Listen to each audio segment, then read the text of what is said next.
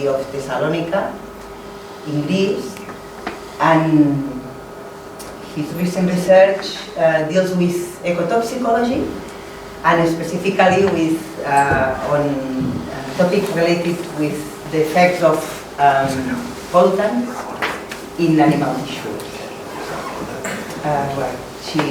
She uses molecular, cellular, biochemical biomakers to, well, all of them I think related with the oxidative stress. Well, Marta is here thanks to an Erasmus mobility grant for staff. And we took the opportunity to ask her if she could explain us her works in the effects of microplastics in fish tissues, as well as how do you use all these biomakers for the assessment of the environmental quality of aquatic ecosystems. She said, yes, I can do. So yeah, I feel really grateful.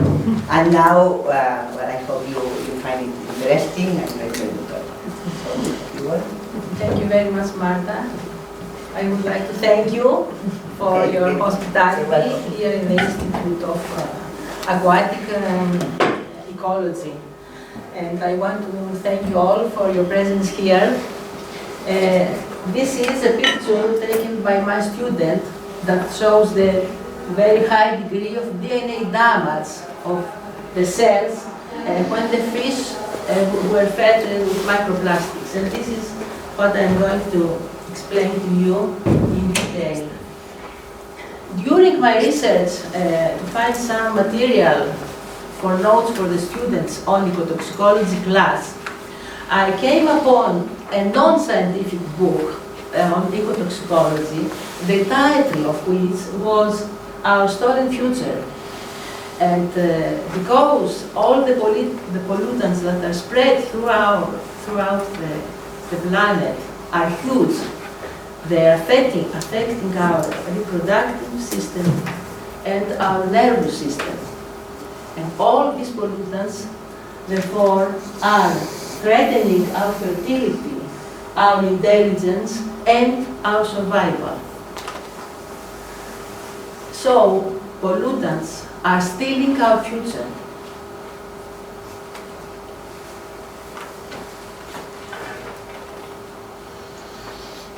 So let's just go biologically.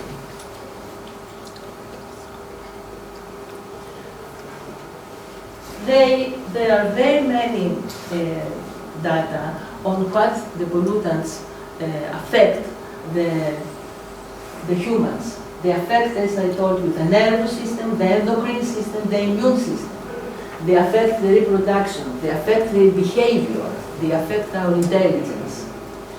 They cause 50% reduction in the sperm count of men. There is a study that between the 30 years from 1970 till 2000, there is a 50% reduction in the sperm counts of men of the North Sea. So, in addition, we have growth and reproductive disorders in the wild. The pollutants cause teratogenicity to freshwater fish and are dangerous for a baby that the pregnant women carry. Okay. Water pollution has been increasingly, steadily and constantly increasingly because of anthropogenic activities, the mismanagement of the industrial and urban wastes, that finally all of them end up in aquatic ecosystems.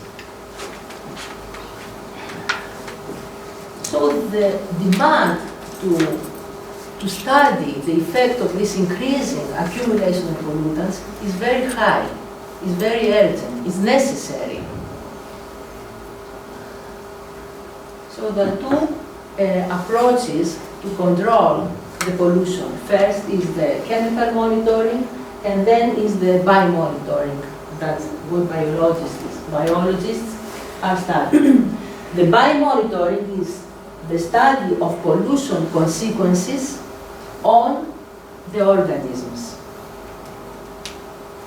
And we are doing that by the use of biomarkers.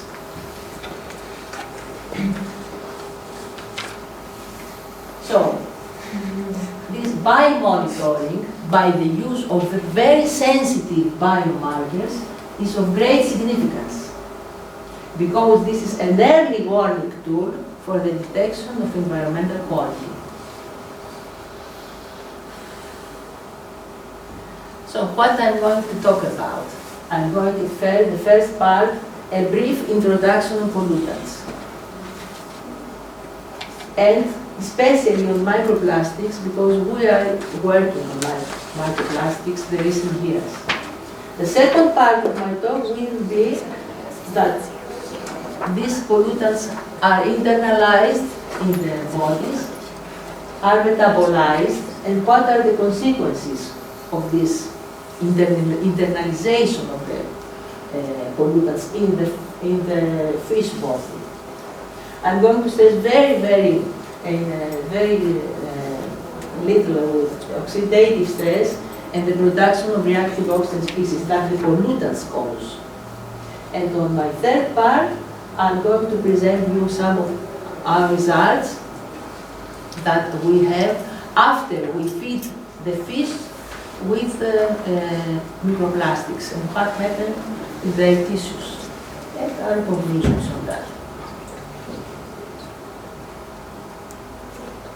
So the first part of the talk is about the pollutants that are many variety of substances. Are the pesticides, that are 4 classes of pesticides, the heavy metals that are not destroyed, they are very reactive materials, nanomaterials, pharmaceuticals, endocrine disruptive compounds, biomaterials, and microplastics.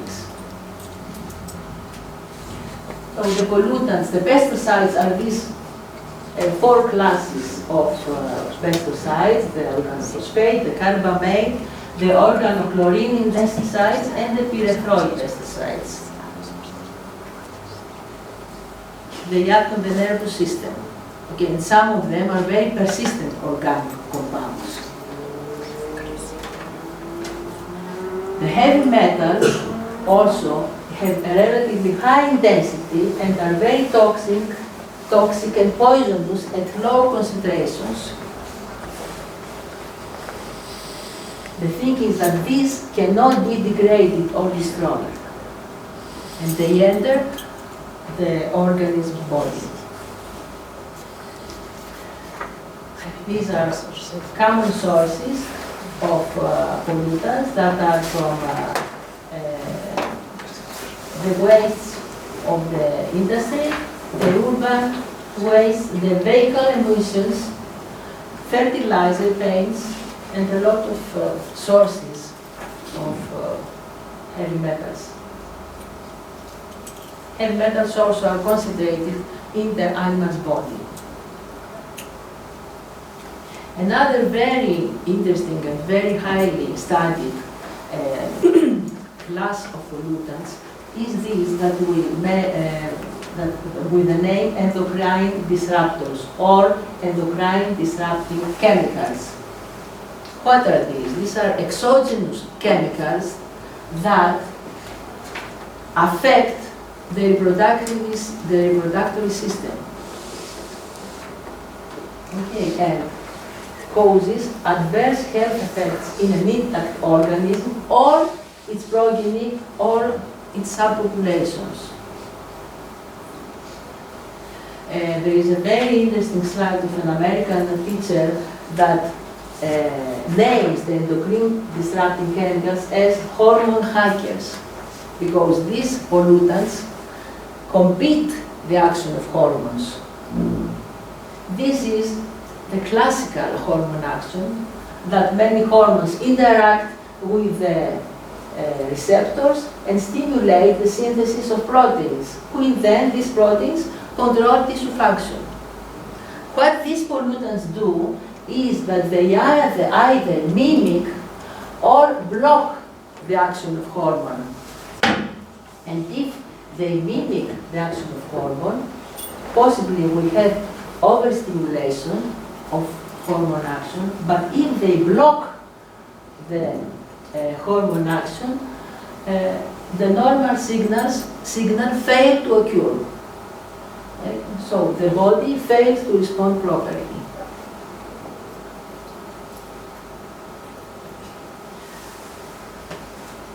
These endocrine disrupting chemicals have the ability to be active at very low concentrations, to interact with multiple hormone receptors simultaneously, and they can work together to produce additive or synergistic effects. What they do, they modify the action, the function of the tissues. Okay, they can turn off, shut off, or modify the signals that the hormones carry. Okay, and these affect the normal function of the tissues.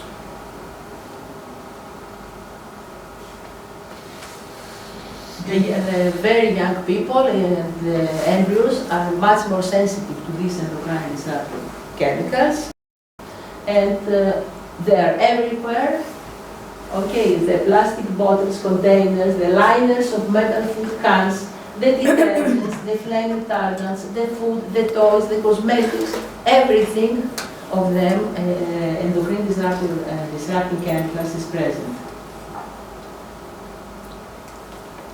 Of course, a lot of diseases are due to the presence of these chemicals in the environment. And recent studies suggest that these endocrine disrupting chemicals can affect the system that control fat development and weight gain.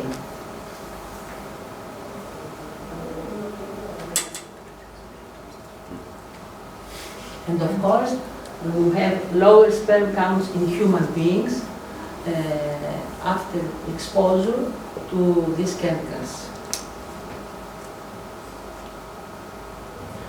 Another class of pollutants are the nanoparticles that is a potential environmental hazard. They could possibly harm the aquatic and terrestrial ecosystems and having still unpredictable consequences on human health.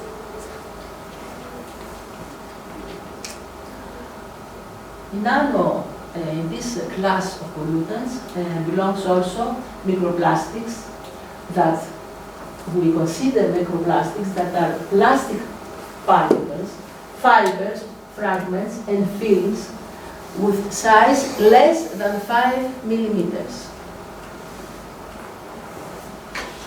Okay. A great number of anthropogenic activities like industry, tourism, household items, fisheries, coastal recreations, all of these are major sources of plastic wastes, which are directly or indirectly transported to the oceans and all the aquatic systems, and they have adverse effects on the aquatic organisms. Microplastics are present in the sediments, in the waters, in the terrestrial ecosystems, and in the rivers and in the marine. They have also been detected in a sea depth of 10,900 meters, and also been detected in areas like Arctic and Tibet Plateau glacier surface snow. They are also in our drinking water, in the salt. And this is how the rise in plastic industry happens in the recent years.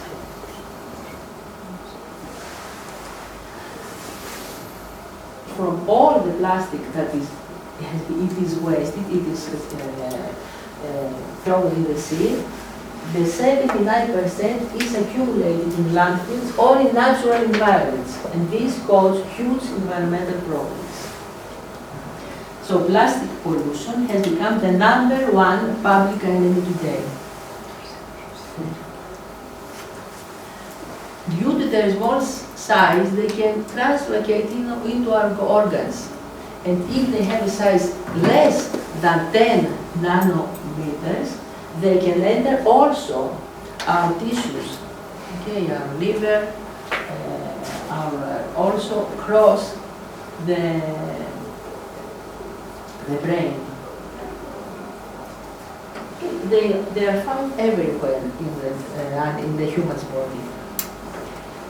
But they have some benefits.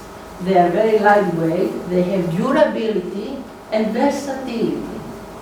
And they are using them in everyday life. Also, in the recent years, there is a large number of scientific papers on microplastics that are released. And these raise the concern regarding the possible repercussions.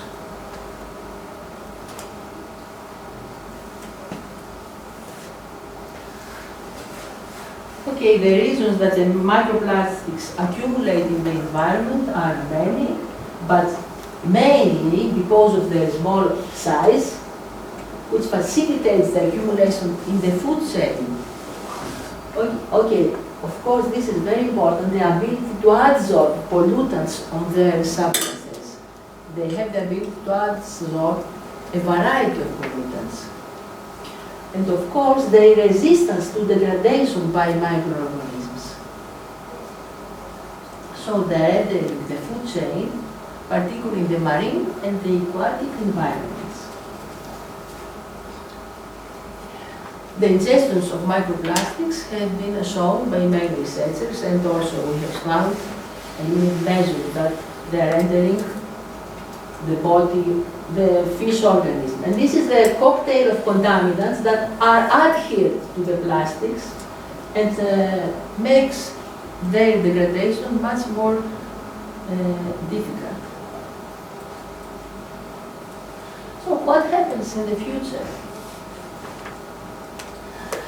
This microplastic accumulation is going to continue and be an ever-increasing global phenomenon. There are a lot of international calls and global initiatives to reduce the use of plastics, but they are found everywhere in our everyday life. So plastic pollution is expected to continue to increase rapidly in the coming years, while the production of plastic waste will quadruple by 2050 Mediterranean, 4 times the waste that are now. So it is estimated that in the future, this inflow of plastic waste into the ocean will increase, and by 2050 may exceed global total fish biomass. So the microplastic will be more than the total fish biomass. So they are considered pollutants and are found throughout the water column. Therefore, microplastics constitute an increasing environmental hazard and have been shown to affect most organs in aquatic organisms at the cellular, metabolic, and functional level.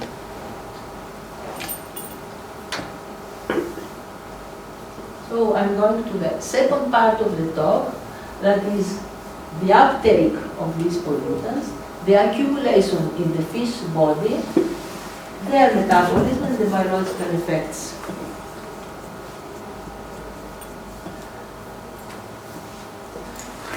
This is one of our study. The microplastics are entering and accumulating in the fish body.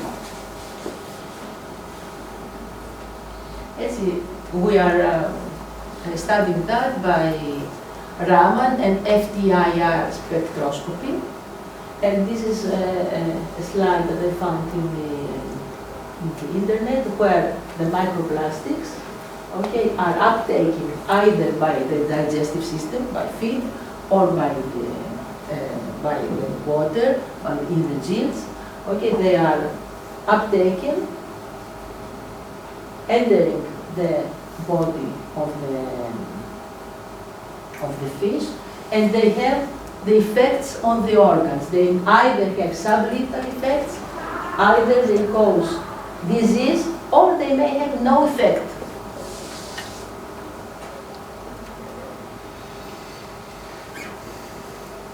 But they may cause adverse effects on all the organs of the fish. Also in the systems, the endocrine system, the immune system, and cause generally toxicity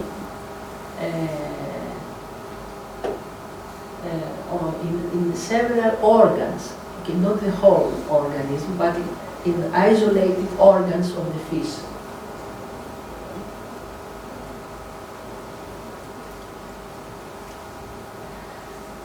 And this is a very specific slide in the ecotoxicology that says if the concentration of a pollutant is low in the water, in the biological system it's much higher, the concentration of these pollutants. So in specific cellular structures, in specific organs that have high lipid content, they have a high accumulation of pollutants. And this is the very classical picture in ecotoxicology, when it shows the bioaccumulation, that is the increase in the concentration of a pollutant, of a contaminant, in an organism. That is the result that the intake is exceeding metabolism and excretion. Okay, and see, and then there is the other parameter of biomagnification, that there is an increased bioaccumulation of this pollutant along the feed chain. And here it shows that a specific pollutant, it is accumulated 500 times in zooplankton, 45,000 times in fish, and if this fish, if this gull feeds from that fish, the increase in the concentration of this pollutant is 25 million times. So this is the very classical picture of biomagnification that exists along the chain. So the accumulation mostly happens in tissues that have high concentration of lipids. Well, this is the gonads. That's why it firstly affects the reproductive system. The gills, the liver, the digestive gland, and also the nervous system. And that's why we see changes in the behavior of the fish. And finally, the effect that we see, thank you, in the fish, the final biological effect depends on the degree of the absorption of this pollutant minus any metabolism that happens in the body and the excretion that may happen of this metabolite. Okay, the metabolism is something that developed through the evolution when the organisms face foreign substances, xenobiotics, and they have to develop the mechanism in a way to inactivate these xenobiotics. And one way to inactivate them is to turn them into a more hydrophilic state, to turn them in more hydrophilic condition, so it will be very easily excreted from the body. So, by metabolism of the xenobiotics and pollutants, what happens is turn this xenobiotic into a more hydrophilic substrate, so it will more easily excrete it from the body of the fish.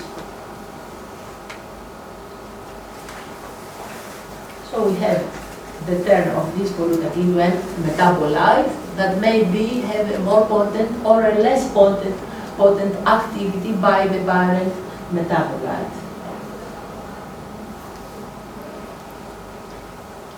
the thing is that till now, what is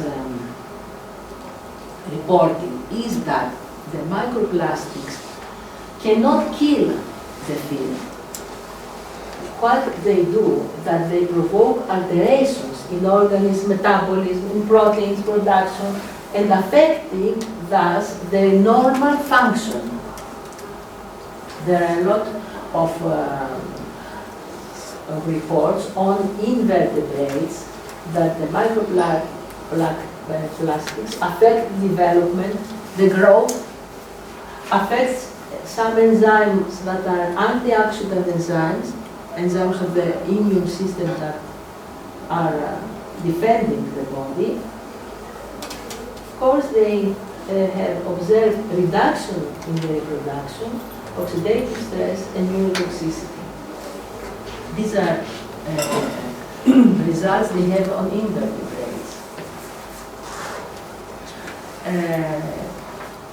The effect of the microplastics depends on their size, on their time of exposure, on their charge, on the presence of additives on them.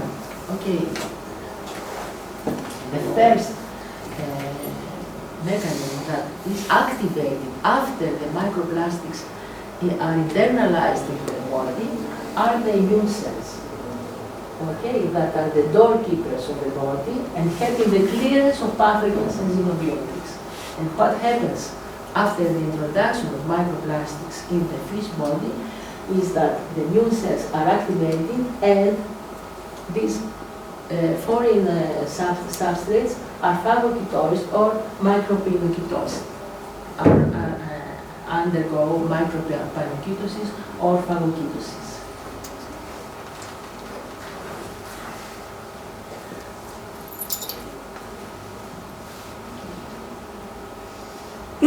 What the microplastics affect are the macromolecules of the cell. They affect DNA, they affect protein, they affect lipids. And they affect all these macromolecules through the production of oxidative stress. Okay, what is the mechanism that produces this detrimental effect?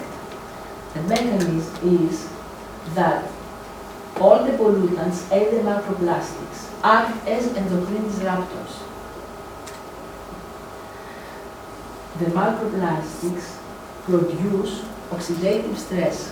They produce oxidative stress in the animal body through the increase in production of free radicals. This is reactive oxygen species.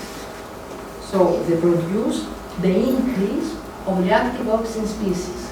And these reactive oxygen species cause toxic effects at molecular level, modifications of these macromolecules, cell death, carcinogenesis, mutagenesis, metabolic imbalance, immunodeficiency, aging, teratogenesis. They modify gene expression patterns.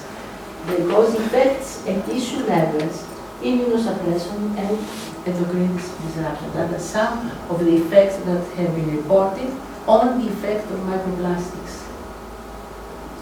These are the examples of free radicals. This is the reactive oxygen species. Okay, the free radicals, they are either radicals or non-radicals. And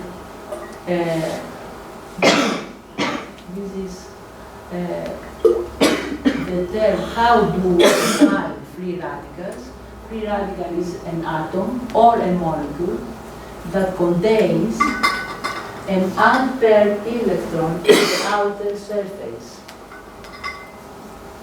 Okay, this is a free radical that in its outer surface contains unpaired electron. Okay, and this molecule is very unstable and very reactive and has the properties of autocatalyzation. So it has the tendency to steal one electron for the neighboring healthy atom in order to become stable.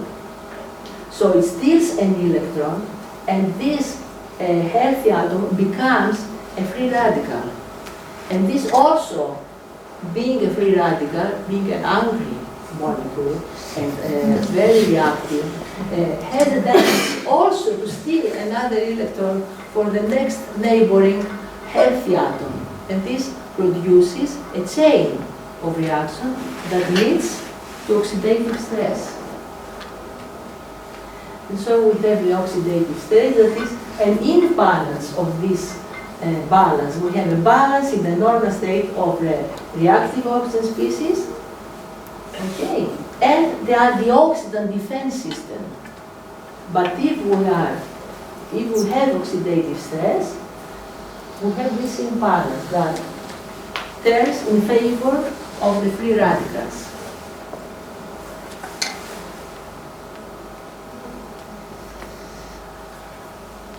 Okay, I don't want to worry about this. There are a lot of mechanisms that the free radicals are generated in the cells, and they are generated in the cell. There are several, or there are exogenous or endogenous factors that cause the production of the reactive oxygen species. And this is the exogenous factors that are pollution, of course, alcohol, pesticides, okay, heavy metals, and the lifestyle. Okay, may is one of the reasons that produce free radicals in our body. The main thing that these free radicals affect the macromolecules. Okay, they affect the proteins, the DNA, and the lipids. So, the conclusion of this part of the talk is that microplastics cause oxidative stress through free radical production.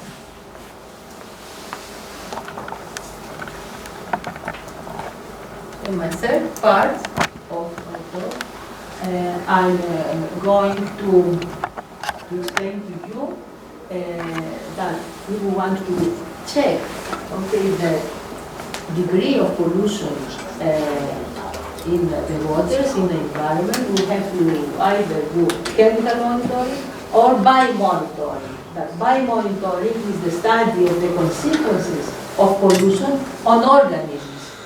We name the organisms that take part in these biomonitoring studies bioindicators.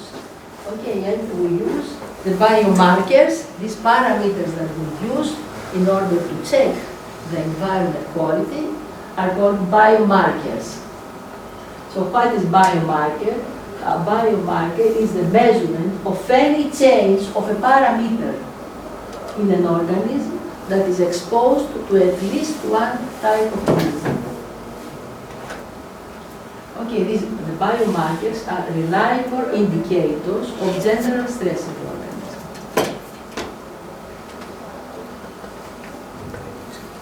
As a bioindicator, as an organism that we use in biomonitoring studies, is a zebrafish that has several advantages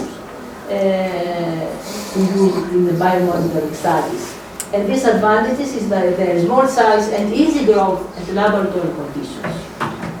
It has genetic similarities with human.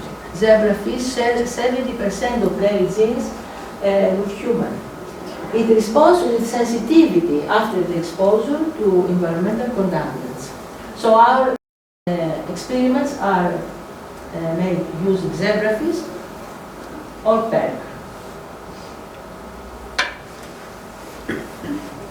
Here is the experimental design of our experiment, where we use the fish, feed them with polystyrene microplastics for 21 days, okay, and then we study in the heart specific parameters, the heart function and the swimming capacity of the fish. We're doing, and here is another experimental design, and we use the same fish, but we check that on the genes in the liver. And another, where we compare how the two fish respond to this exposure to microplastics. And first, we see some physiological biomarker, and this is the function of the heart of the zebrafish. And we studied two parameters: the frequency of contraction of the ventricular, okay, and second, the force of contraction. And what our result showed is that this is the control, okay, and these are the fish that were exposed to the microplastics. And what we see is a gradual decrease in the frequency of the heart. Okay, so while the force of the heart contraction was not affected. So these results show us that the atrial pacemaker cells of the heart, which control the heart rate, are affected. Okay, the pacemaker cells are affected, but the ventricular cardiomyocytes, which contribute to the generation of the contractile force, are not affected by the microplastics at the conditions that we use them. Then we measure another cellular biomarker, and this is the stability, the integrity of lysosomal membrane. Lysosomes are indicators of general stress and in the cell. Okay, when the fish is overloaded with pollutants, the lysosomal membrane is damaged. Okay, and hydrolysis, some enzymes, are released in the cytoplasm. We also observe increase in autophagy. Okay, and finally, maybe necrosis. We measure this integrity of lysosomal membrane with a dye. This is neutral red, post-neutral red. It's a very, very usual technique to see the environmental stress, check of the integrity of lysosomal membrane. And here are the hemocytes of the fish, the control, and the exposed to the microplastics where the membrane is damaged, and the dye is released in the cytoplasm. And of course, our results showed that in the presence, when the fish were exposed to microplastics, the time that the lysosomal membrane was damaged was was much shorter than in the control. It's much more sensitive, the lysosomal damage, to the microplastics. Then we go to other oxidative stress biomarkers, and this is one of the macromolecules, the DNA, and we check what happens to the DNA of the fish that were exposed to the microplastics. Microplastics produce oxidative stress. This oxidative stress is due to the free radicals production that is enhanced after the exposure of the fish to the microplastics. So DNA, the free radicals attack DNA and produce toxicity. We measure DNA damage by Comet assay. And these are our results after of the DNA damage. Depending on the degree of the damage of DNA, we have 4 classes of DNA damage. This is the control, okay, the nucleus of the cell, of the control cells, and this is class 1, class 2, 3, and this is a very impressive picture that looks like a comet, and it is the higher degree of DNA damage that we observe in the cells.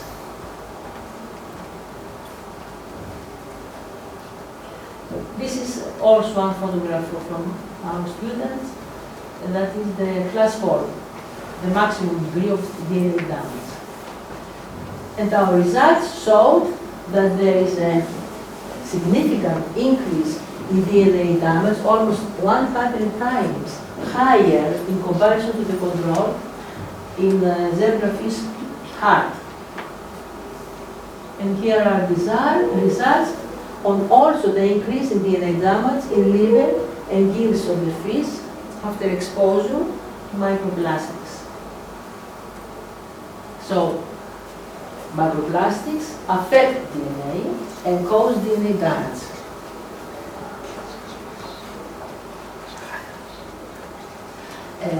The other macromolecule that is damaged are the lipids. All the membranes contain lipids. Inside the lipids there are the fatty acids. The fatty acids have double bonds. So the free radicals attack the unsaturated double bonds of the free acids and produce peroxides. Okay, and this causes damage of the membrane, of the cellular membrane, of the organelles membrane. Okay, we measure lipid peroxidation, these peroxides that are produced by measuring this substrate that is malondialdehyde, MDA, that's also very usual in ecotoxicological studies to measure environmental stress.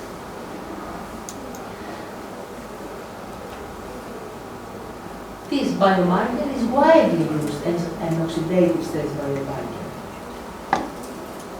We measure the methodologies by spectrophotometer,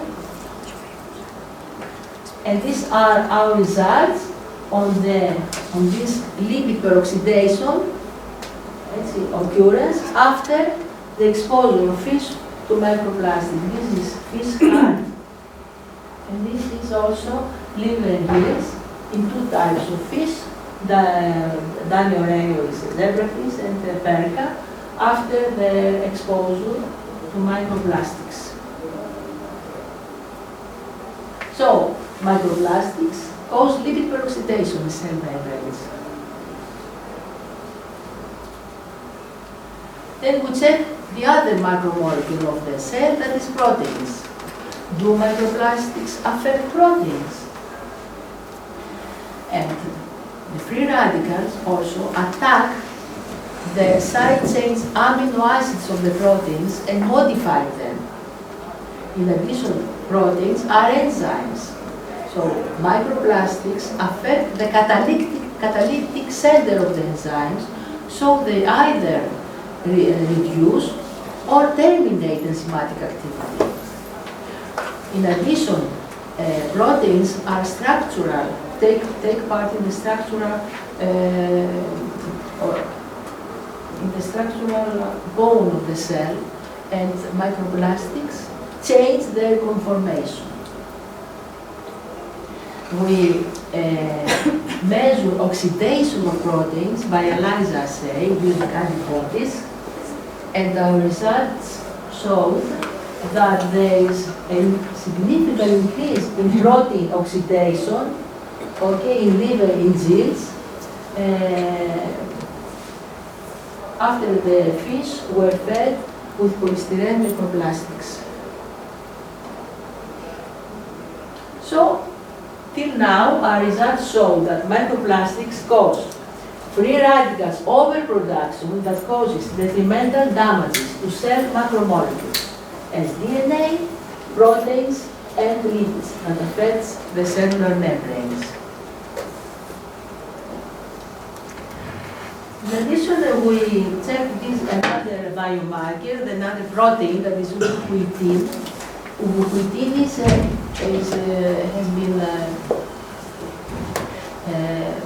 till recently it was discovered, and the researcher who discovered ubiquitin took a Nobel Prize almost 20 years ago. What does ubiquitin? It is a protein that tags other proteins for degradation. So it's a sign of proteolysis. We measure ubiquitin with a dot plot, And also this method is widely used in the investigation of cellular stress. Also, our results show a significant increase in uvucultin production when the cells were when the fish were exposed to microplastics in heart and liver and gill cells. So, microplastics cause uvucultin activation, that is a sign of reduction or loss of protein function.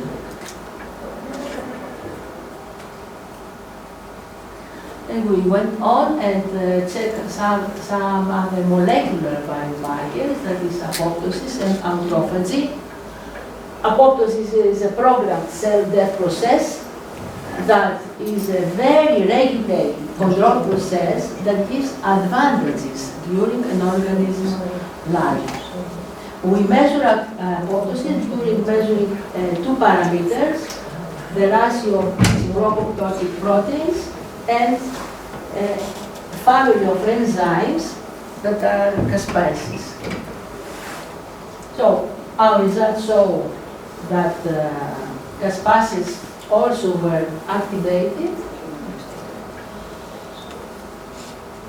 as well as the other parameter that we use to detect apoptosis is also activated in the presence of microplastics. In addition, another parameter that is autophagy, that is also takes part to sustain cellular homeostasis and to enable adaptation to hostile environments. We measure autophagy after measuring two parameters, two proteins. Okay, and we also see our results show that also these autophagy parameters, these two separate autophagy parameters, are activated when fish are exposed to microplastics. So, microplastics cause the activation of signaling pathways that lead to stimulation of apoptosis and autophagy in exposed animals.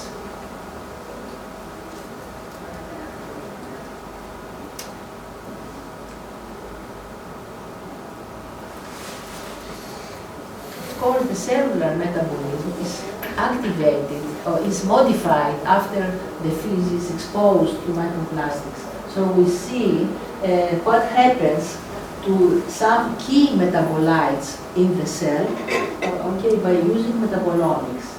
And I don't want to confuse with that. What we saw, our results showed us is that there is a reduction of the PCA cycle that has, as a result, the inadequate ATP production.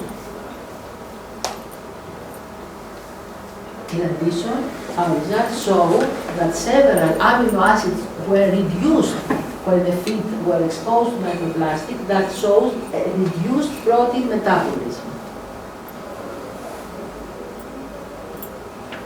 And finally, we measured swimming performance in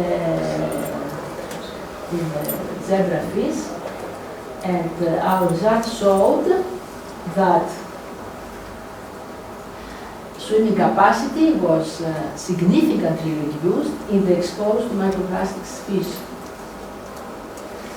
And this may be due to the overproduction of reactive oxygen species that cause a reduction in protein metabolism, that cause a reduction of ATP, and of course these results may be that the microplastics cause an inflammatory response after their entrance to the organism that contribute to the reduction of the swimming capacity of the fish. So we come to the conclusion, and our results show that the microplastics are ingested by the fish. They transfer through circulation to several organs and tissues. They produce the generation of reactive oxygen species, of free radicals. And this also causes the increase in lipid peroxidation of membranes, causes an increase in protein oxidation, increase in proteolysis through overproduction of protein, produce an elevated DNA damage. Of course, they trigger some other substrates that cause the modification of signaling pathways that lead to activation of apoptosis and autophagy. They cause change in metabolomics and cause also reduction of swimming velocity. So, this is a slide that also concludes the results that I have already told you, that after the exposure to the microplastics, there is damage of the cell membrane, okay, the damage of the membrane of the mitochondria that contributes to the increase in loss production, to the release of several substrates that cause the reduction of apoptosis or of autophagy. And of course, the three main molecules of the cells are affected. Okay, the DNA, proteins, and lipids. So, the microplastics cause oxidative stress to fish tissues. They cause the increase in several biochemical and molecular biomarkers, but the most sensitive biomarker used was the DNA. DNA damage was the most sensitive from the rest of the oxidative parameters that we measured. They modify the physiology of the heart, because we see a reduction in the heart rate. We have metabolic alterations and reduction in the swimming capacity. So we see that the toxic impact is generated in the cells. The cell signaling is influenced, metabolic alterations are observed, and fish swimming capacity is reduced. Okay, so all these parameters, all these biomarkers could be suggested as biomarkers against microplastics in aquatic biomonitoring studies. Our results provide evidence of the multiplicity of the microplastics effects on cellular function, physiology, and metabolic pathways, and heart rate, and they have subsequent effects on fish activity, fish fitness, thus enlightening this microplastic as a potent environmental pollutant. And so we suggest that specific regulations should be developed as regards microplastics waste management, with the aim to encourage implementation of strategies to avoid its deposition on the environment.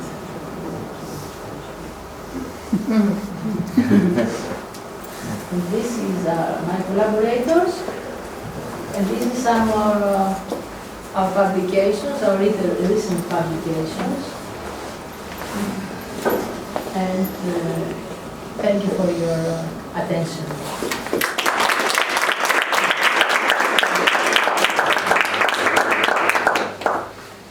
Thank you, Marta.